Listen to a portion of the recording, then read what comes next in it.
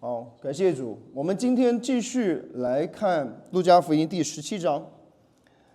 耶稣在这里做了一件事情，这是一个神迹，而这个神迹它的本身的重点其实不在于神迹本身，而是在于一个人和9个人的对应，或者叫对比。所以我们今天来看这个故事，它究竟要对我们说什么？我们还是会分3个层面来讲哈。第一个，我们来看这个故事呢，它其实展现了耶稣他主动去寻找和拯救世上的人，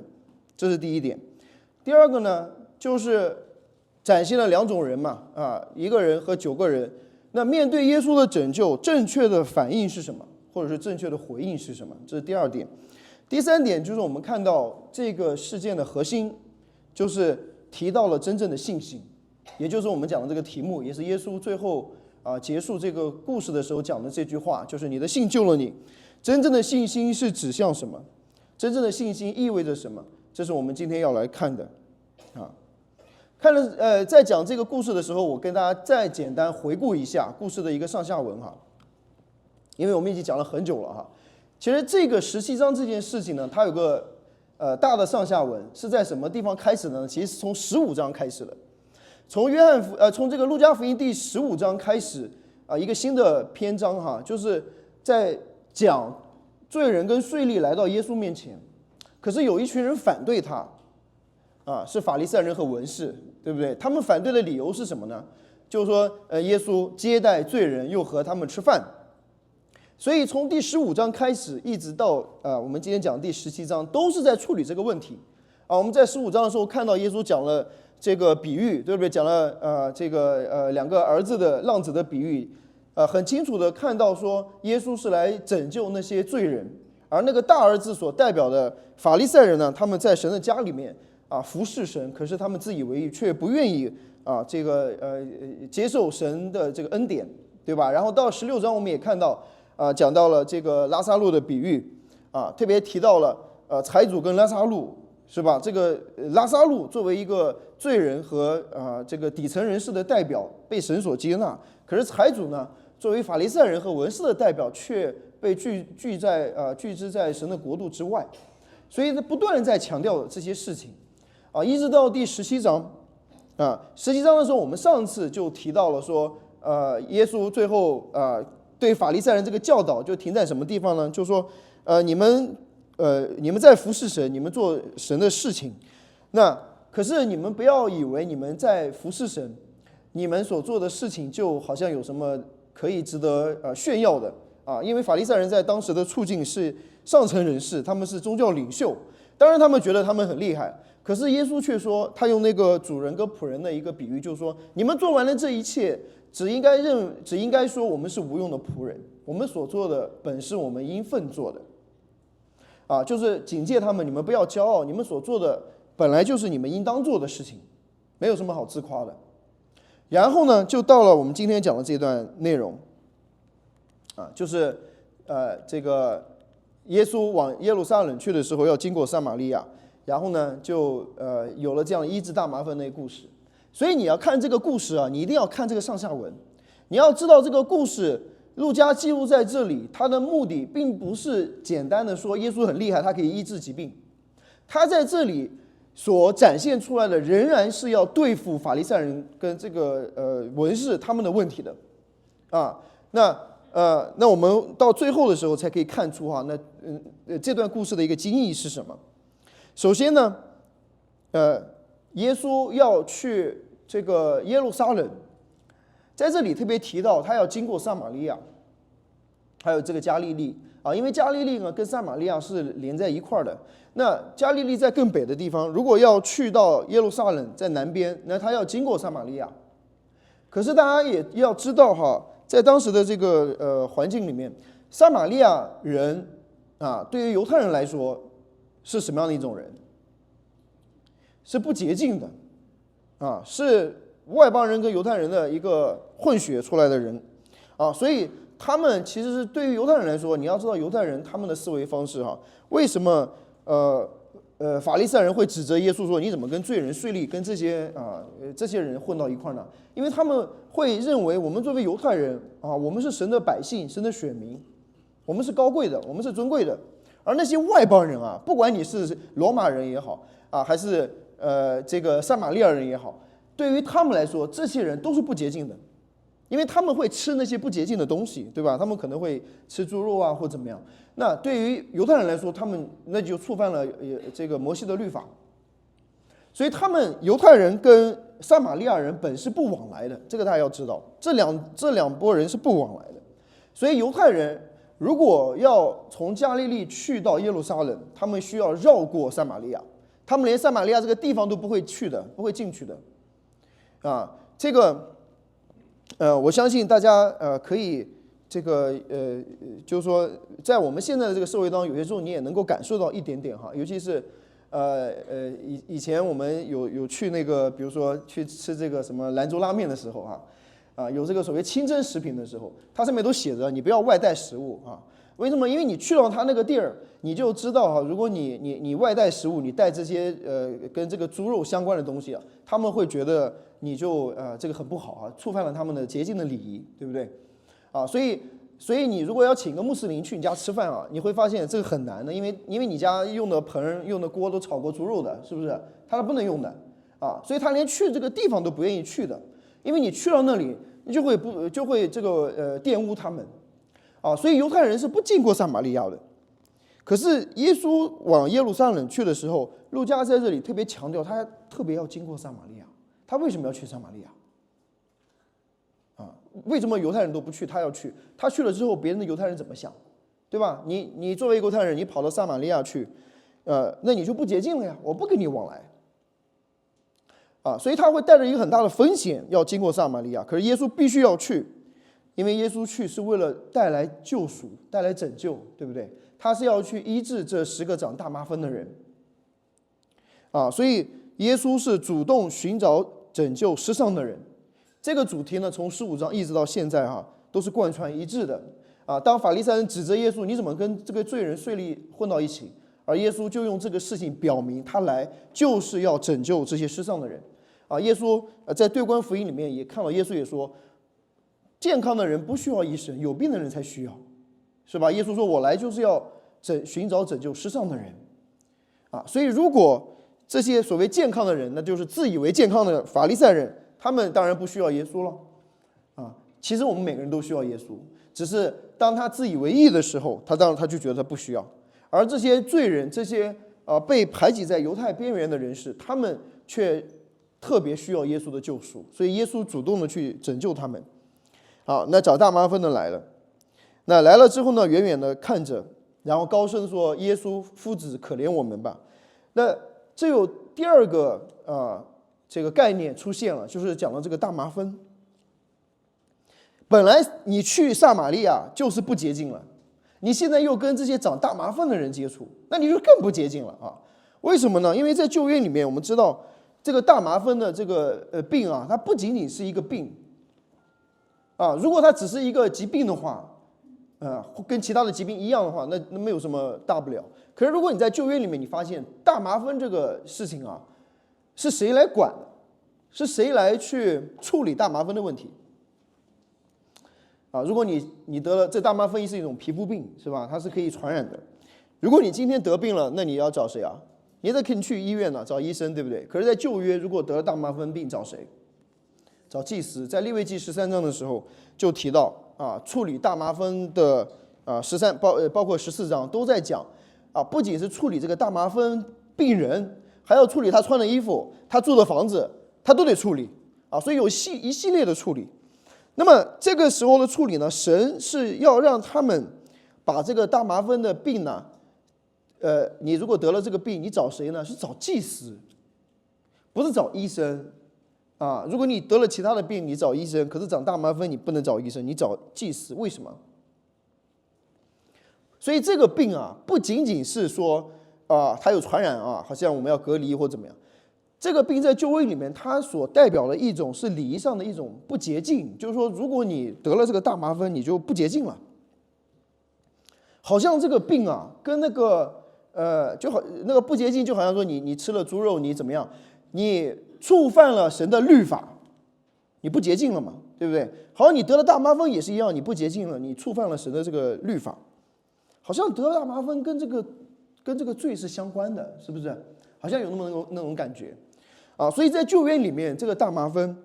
的这个病啊，它不仅仅是一个疾病那么简单，好像是一个身体上的病，它还跟一个属灵相关，它跟一个宗教的礼仪相关啊，或者是跟这个摩西的律法相关。所以他必须要来祭司来判断他是不是大麻风，也要祭司来判断大麻风有没有好。如果大麻风好了怎么样？他要去宣布这个人已经洁净了。就好像你看在旧约里面有很多的这种洁净不洁净的事情，你做了什么不洁净了，你该怎么样去做，让你洁净自洁，自己洁净自己啊。然后呢你洁净了之后，你才可以跟其他的人相处。所以长大麻风不仅仅是说你身体受痛苦，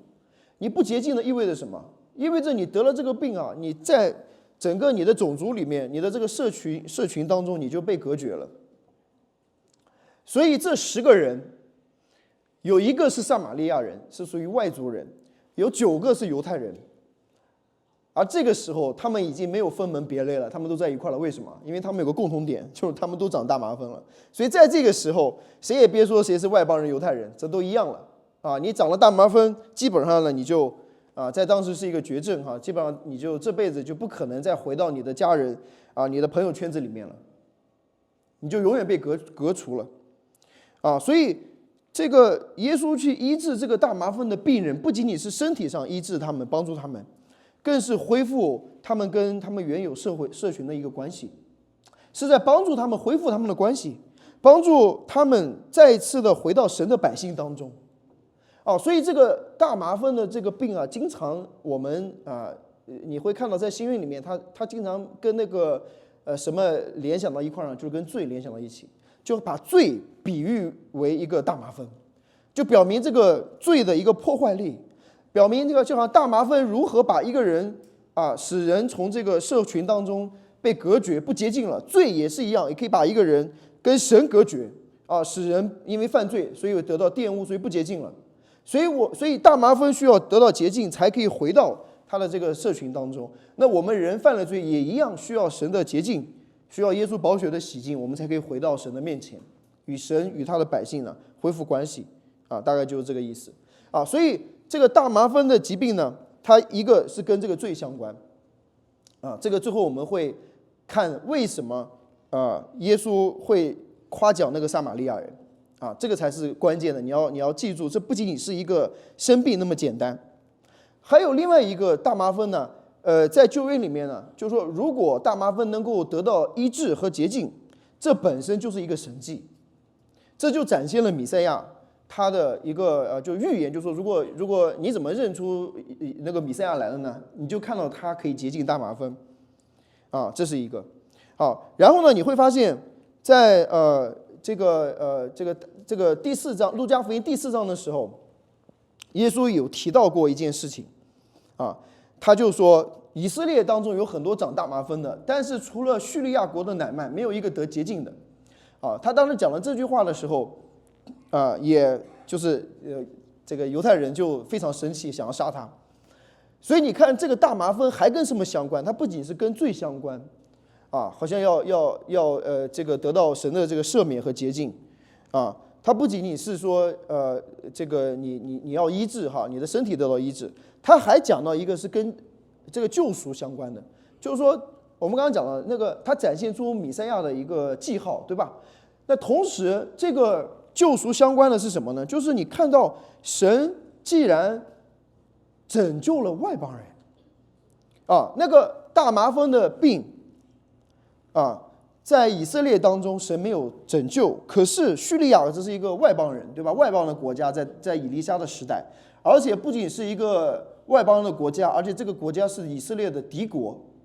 侵略以色列国的。可是呢，神却借着以色列的先知去医治了这个敌国的一个这个网，对不对？所以你会看到这个很奇怪，你说为什么神要帮助以色列的敌人呢？为什么要医治一个外邦的人，而不拯救自己人呢？今天你发现这个故事有很类似的地方。那个得医治的10个人，9个犹太人都没有回来，可是有一个外邦人他回来了所以在这里，其实路加也在强调一件事情就借着大麻风被医治这件事，耶稣主动寻找世上的人，不仅仅是救他的百姓，同时呢，也展现神的救恩啊，从旧约一直到新约，都强调都看到神的心意，就是他还要拯救所有的人，就是除了犹太人之外，包括我们啊。所以对于我们来说啊，我们就是对我们在犹太人的眼中就是不洁净的人，就是像长大麻风的人一样的，我们不能跟他们相交啊。可是呢，神却借着耶稣基督他的救赎，打破了中间隔断的墙啊，让我们现在可以回到他的当中啊，可以这个两下合二为一，对不对？所以不管是犹太人、外邦人什么人，我们都可以在主里面合二为一啊，这是耶稣所做的工作哈。所以这是我们看到法利赛人跟耶稣的张力，从路加福音第4章就已经开始了啊，就是说你这个以色列，你这个是以色列犹太人的弥赛亚，你怎么跑过来去拯救那些外邦人了？你应该是消灭那些外邦人才对了，你怎么拯救他们啊？不仅拯救他们，反倒呢还警告自己的百姓，惩戒自己的百姓，对不对啊？所以你看耶稣他做的事情从这个角度，从15章、16章到17章，他其实有一个核心，就是神对待自己的百姓一直以来有一个警告。这个警告就是你不要以为你是神的百姓，你就相安无事，你就觉得你可以稳坐泰山，你就觉得你一定拿到天堂门票很多时候那些阻碍神国度的人，那些不体贴神心意的人，往往是神的百姓，往往是我们自己，是我们这些人，不是外邦人所以求神怜悯我们，让我们看到说我们怎么样更多体贴神的意思所以法利赛人、文士这些服侍神的人，他们却不明白神的心意，而且他们呢还去这个抵挡神所以这是第一点这是从第4章开始一直到现在，在统一的一个主题，就是耶稣他主动的去寻找拯救世上的人，尤其是这个外邦人。好，然后接下来我们看重点了重点就在接下来。那接下来呢，耶稣看见就对他们说：“你们去把身体给祭司查看。”他们去的时候就洁净了。内中有一个见自己已经好了，就回来大声归荣耀于神，又伏在耶稣脚前感谢他。这人是个撒玛利亚人。这一段非常重要因为我们之前讲了耶稣医治大麻风疾病，这不是第一次。在路加福音第5章的时候，耶稣就医治了一个长大麻风的人。所以你说，已经展现了耶稣的医治的大能，他可以有能力洁净大麻风，为什么要再记录一次呢？所以路加不是说重复记录2件事情，而是他展现2个不同的重点。你看，在这个重点里面在第5章耶稣医治这个大麻风疾病的时候其实这个里面就是体现耶稣弥赛亚的身份，他有能力可以洁净大麻风。而他是怎么做的呢？他怎么做的？这个人说主若肯，便能叫我洁净了这个跟那个10个人是一样的。这10个人说：“耶稣，你怜悯我们，对吧？”向耶稣发出了一个请求。然后耶稣有个回应，这个回应是什么？他摸他们，然后说：“我肯定洁净吧。”然后大麻风就立刻离了他的身。然后耶稣就说：“那你现在就把身体给祭司查看，这是按照旧约的律法的洁净的礼仪，这样你就可以回归社会，你可以回到你的家人当中，你可以重新恢复你日常的生活了，对吧？”所以这是一个正常的程序好像没有什么问题。可是你看，我们今天看的这个这个顺序有没有哪些不一样的地方？跟刚才我们看的耶稣说，耶稣先洁净他们，然后对他们说：“你们去把身体给祭司查看。”在第17章的这个故事里面，耶稣是不是按照刚才我们讲的那个方式去做的？耶稣有没有先把他们医治好，然后说你们去把身体给祭司查看？那就同样的故事讲2遍，是吧？可是你发现没有耶稣在这里有没有先医治好他们，先摸他们，然后说你们的大麻风洁净了，然后你们去吧？有没有？没有。耶稣跳过了这个过程，直接到最后一步，说什么？你们现在就去把身体给祭司查看。好，这个你想一想如果你是那个祭司的话你是那个大麻风病人的话，你会怎么想这个事情如果我身上有大麻风，我跑去找祭司这个叫什么？这个你不就是这个没事找事嘛，对吧？你自讨苦吃，对不对？因为你的疾病没有被医治好的时候，你去找祭司你只能被隔离，对不对？你得到的结果一定是不好的结果。可是耶稣在这里，他并没有先医治他们，耶稣给他们了一个命令，他说：“你们去，把身体给祭司查看。”耶稣就给了他们一个非常简单的要求：你们去。耶稣没有先医治他们，然后说你们再去，耶稣就直接说你们去，你们现在就去吧。所以你要想，这10个人要去顺服耶稣的命令是需要信心的，对不对？他如果没有信心的话，他说我还没好呢，我先去，我去干嘛呢？他一定要有信心，他才耶稣既然让我去，我就去。而且你看，这个大麻风的疾病是在什么时候被医治好的？就是他们在去的路上，他们在去的时候洁净了。然后在去的这个过程当中，洁净了以后，有一个人看到说：“哎，我去找祭司的过程，发现，哎，我好了。”那按照正常的这个一般人的逻辑会怎么样？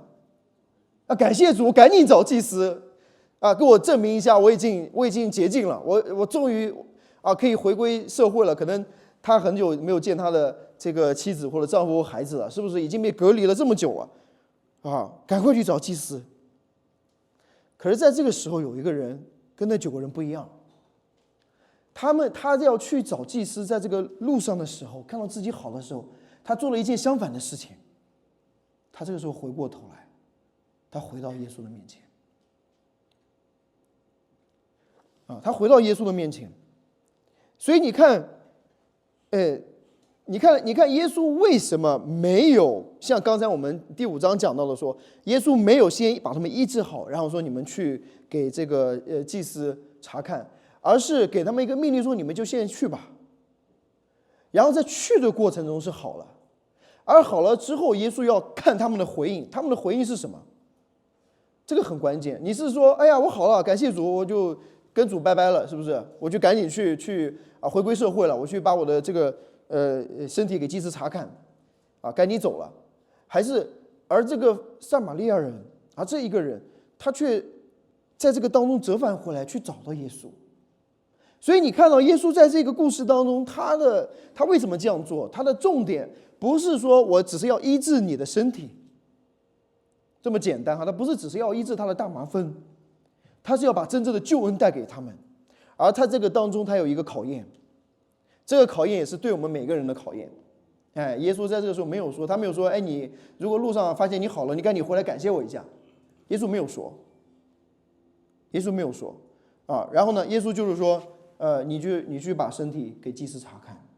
耶稣在看他们的反应，而这个时候，这个人的反应是什么？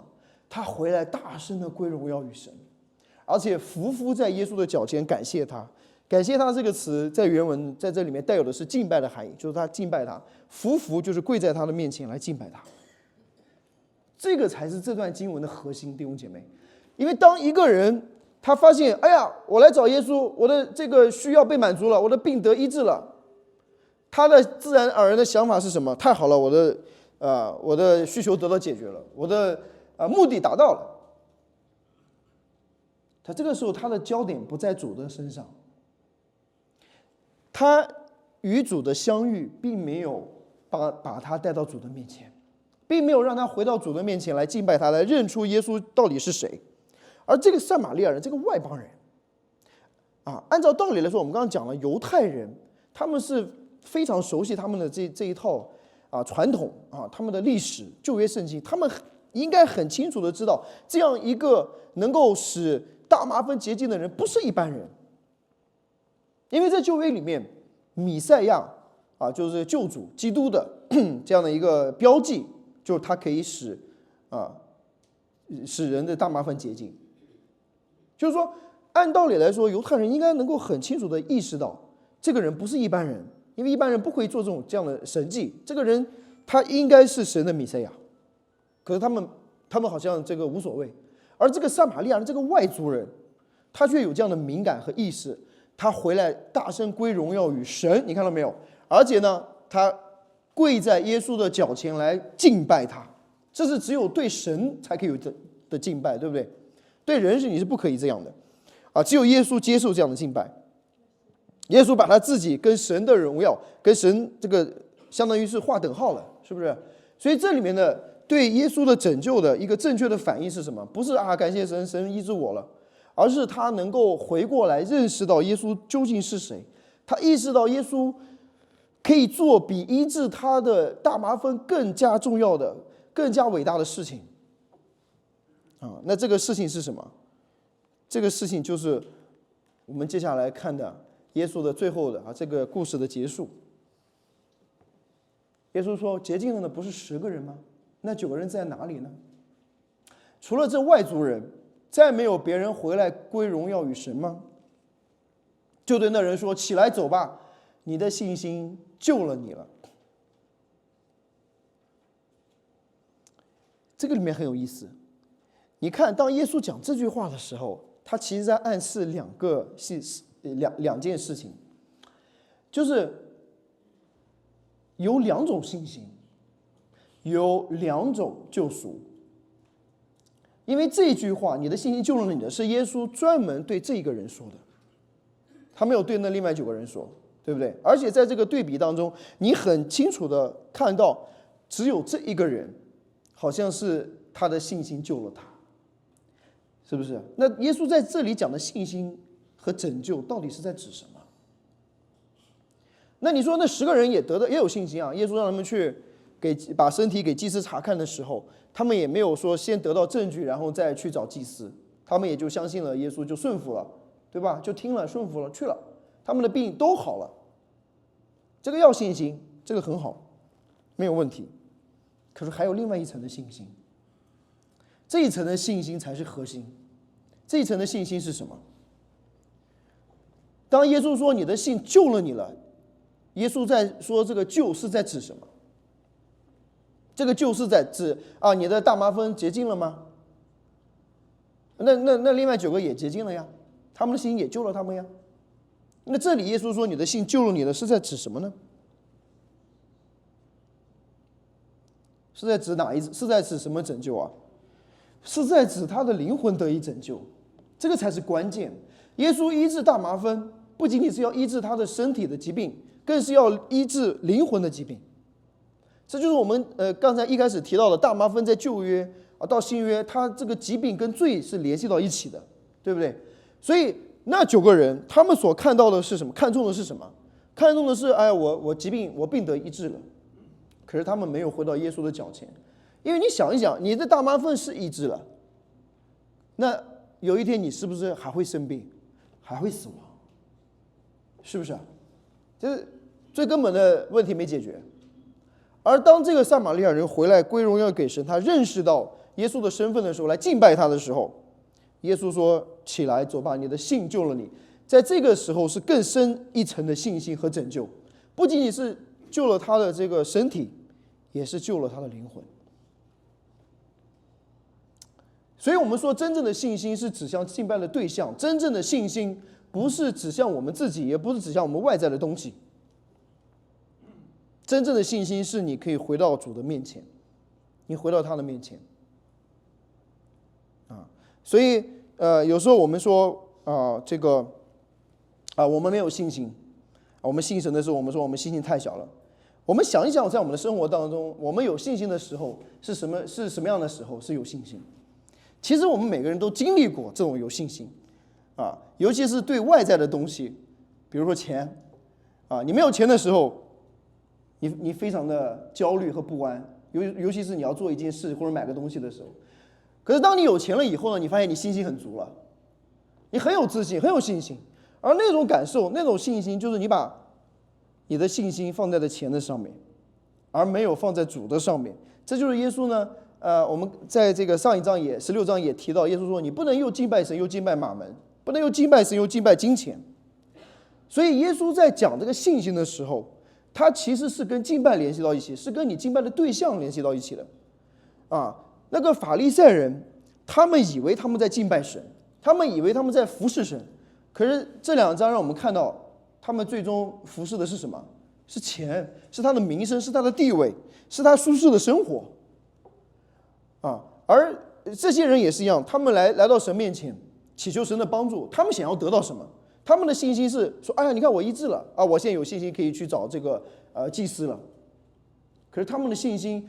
还是放在外面，放在这些证据上面，放在这些外在的东西上，他们没有回到耶稣的面前。我为什么要特别强调这件事情？这个是我今天讲到的重点了重点都是到最后10分钟才来就是弟兄姐妹我们有些时候没有意识到，说我们回到耶稣面前，我们回转回来这也是耶稣在这里说的这个再没有别人回来吗？其实你知道这个回来，这个回转在这个里边呢，才是这段经文最核心的一个概念。就是就是我们有些时候没有意识到，我们回到耶稣面前这件事情对我们来说有多么的重要。我们没有意识到，我们觉得如果你看这个故事，你会觉得，哎呀，耶稣你真的很小气你帮助别人就好了，你还求人家回来感谢你，是不是？做好事不留名嘛，是吧？你怎么你看那9个人不回来感谢你，还生气，你还不高兴，是吧？你还说那9个人哪去了呢？所以如果我们从人的角度来说，我们会觉得，哎呀，这个他不就是没回来感谢你吗？有什么大不了的？可是你没有注意到，这些人回来是回到谁的面前？是感谢谁？这个很关键。耶稣为什么这么看重这件事情？不是因为说他小气，或者是他好像觉得哎呀做了好事没有被夸他不舒服，不是这个意思。他在这里要强调的就是一件事情，就是你要回到我的面前，这个会决定你的人生的永恒，这个会决定你的未来，决定你灵魂的去处，这个才是最关键的。如果你不回到主的面前，你不回到神的面前，你还是在这个世界上漂流，你还是想依靠你自己的力量在这个世界上生活，你不回到主的面前，你不知道你这个在神面前错过的是什么，你不知道你损失的是什么。所以当他们没有回来感谢神的时候，不是说耶稣需要一个感谢，是我们需要回到主的面前。所以给大家看一张照片这个是我这周3的时候去参加一个追思礼拜参加一个葬礼这个葬礼呢是这个弟兄是以前我在国内服侍的一个同工跟我年龄一样大，他当时也是在国内服侍，后来也遇到一些这个逼迫，后来神带领他们一家来到美国读书离我们这不远。读书不久他的妻子就发现了这个癌症发现癌症以后呢是怎么发现的？是她怀孕第2个孩子的时候去产检的时候发现的神后来一发现就是肺癌晚期，而且是一种非常独特的癌症，是没办法医治的，没有靶向药所以他们有2个很小的小孩然后他这个太太也是非常爱主的一个姐妹，她家是4代传道人非常爱主。我们有些时候真的是没有办法理解为什么这样的事情会发生在他们的身上。这个姐妹也是就比我年轻1岁。她去世了以后呢，那我就去这个也是就是一个方面慰问的弟兄，同时也是去参加他这个追思礼拜那我在当时呢，其实坐在那里的时候，我特别的有从圣灵来的一些的感动。这个感动是什么？就是我当时坐在那里，然后我就看着，你看看着那个骨灰盒看着那个骨灰，看着旁边的十字架，看着旁边的圣经，看着那个牧师就站在这个骨灰的前面来证道。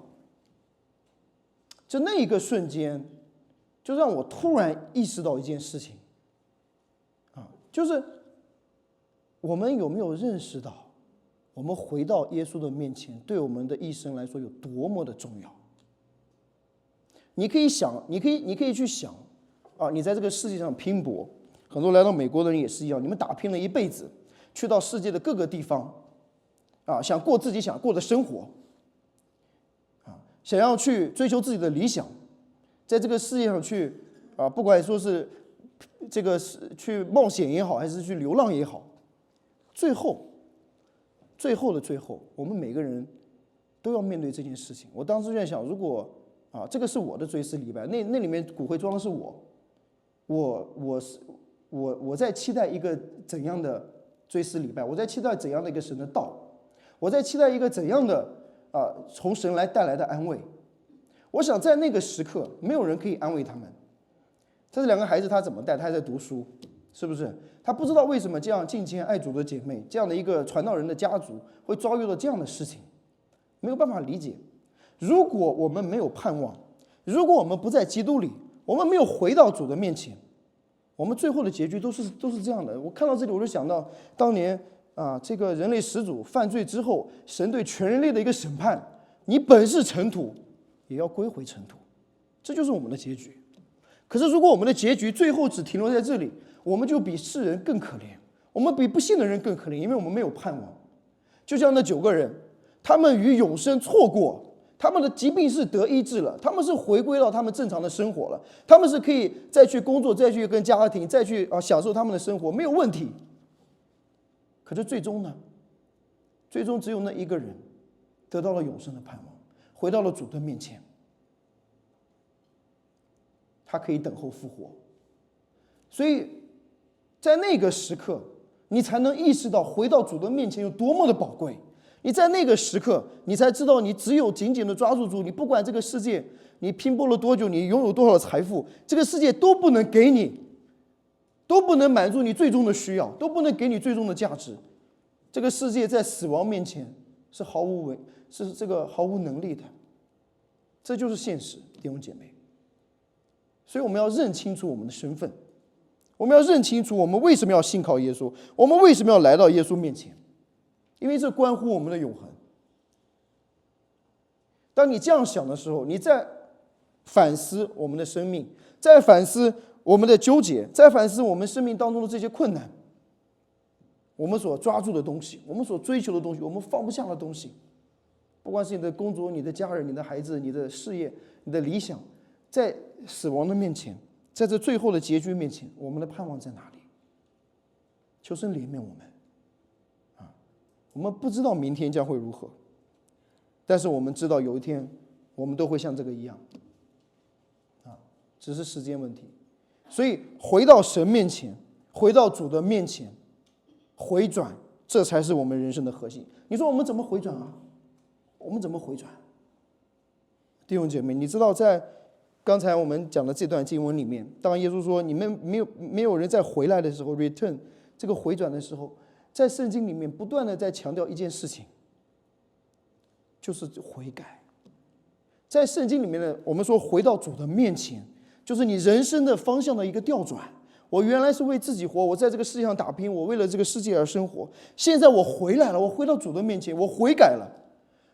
什么叫悔改？悔改就是你生命的人生的方向的调转。